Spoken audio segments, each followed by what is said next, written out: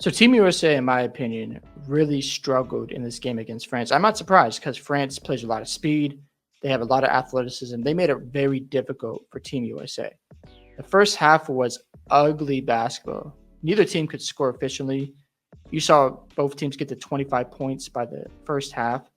And Team USA was sloppy with the basketball. They turned it over a lot because of France's pressure, because they were able to press up on their guards and make them make a play. And when you have score first guards and you don't have a natural point guard out there, or you have a point guard who's hurt, because Chelsea Gray is still getting over that foot injury. She wasn't good in this game at all.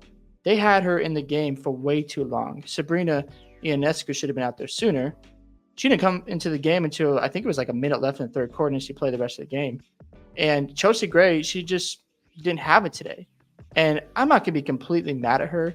This is really on the selection committee because, Chelsea Gray is doing all that she can. I think she's healthy. She's phenomenal. She's one of the best point guards in the WNBA. But if you have somebody like this on your team who can't move, who doesn't have the burst to get by these athletic wings on France, then you're going to make things harder for your offense. And we saw this today. It was very ugly basketball from Team USA. I mean, France got up 35-25 in the third quarter, and Team USA didn't score at that point to start the third quarter. Imagine if France was able to get to 15, 20 points. Now, all of a sudden, you look like, okay, can Team USA really come back from this deficit? Because we've seen them on defense. They've been elite throughout this whole Olympic run. I thought they've been great. But the offense has been sluggish. And because of Chelsea Gray's injury, she's either on or off. So some games she's really good. Other games she's struggling because of this injury. One of the key things about this game, I thought, was Kelsey Plum. She was huge to get them back in the game. She had a couple of buckets. It was 35-25. Her shot making got them back in the game. I'm not going to lie about that. I'm glad that Copper played more than Deanna Taurasi. I know you want Taurasi out there because she's going to be retiring soon, but I'm glad she got no minutes today because Copper has been great when she is playing. It didn't make sense why she was a DMP during this Olympic run. It didn't make any sense. But when she was out there, she was making an impact. Breanna Stewart didn't have it today. She was terrible out there. Thank God for A'ja Wilson. I mean, this girl, clear MVP.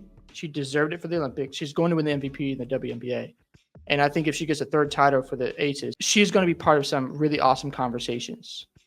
But just looking at this roster as a whole, there's just so many question marks. I mean, looking at Alyssa Thomas, why is she only playing 9 minutes? She is a point forward. It'd been nice to have her out there for some playmaking ability. And I didn't understand why you want to play Brittany Griner 4 minutes. When she was in the game and she was on a roll, she was scoring at will. And when you need offense and easier ways to score, you got to play these players a lot longer. I didn't understand the rotations of Cheryl Reeve. I thought that A'ja Wilson really helped them out, and Kelsey Plum came to save the day. Now, going to France, they didn't shoot the ball particularly well, especially Marine Johannes. She's a shot chucker, so some games the ball is going to go in, other games not so much. 1 of 8 from the three-point line. And, of course, Gabby Williams was amazing out there, the leading scorer, and the only one that scored in double digits for France. I think if you had Johannes giving you more production, this game might have resulted in a different outcome for Team USA. You probably would have saw France win this gold medal game.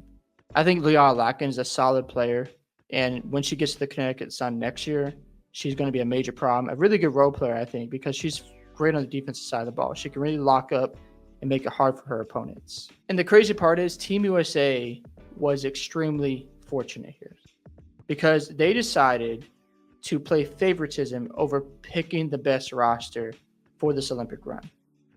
What they could have done, a lot of teams do this, is they could have brought 16 to 17 players in before the Olympics started, had their camp, and then brought the roster down to 12 players.